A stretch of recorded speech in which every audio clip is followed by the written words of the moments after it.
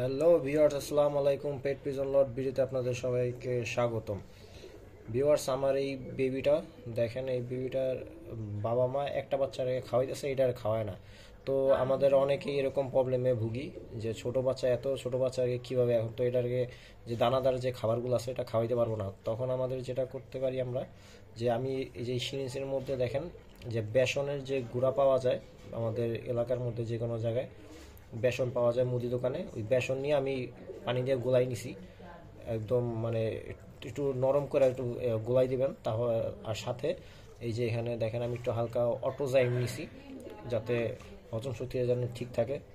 যেহেতু ছোট বাচ্চা বেশি ঘন খাবার খাইতে পারবে না, বা এরকম সিঞ্জে নিয়ে বাস এই বাচ্চাটাকে আমি অল্প অল্প করে খাওয়াই দিব।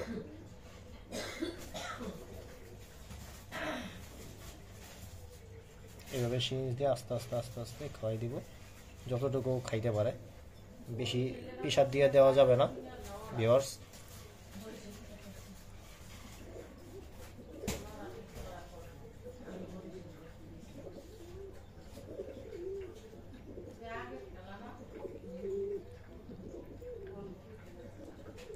এভাবে আস্তে আস্তে দিতে হবে, একসাথে দেওয়া যাবে না, যাতে ও প্রবলেম না হয়।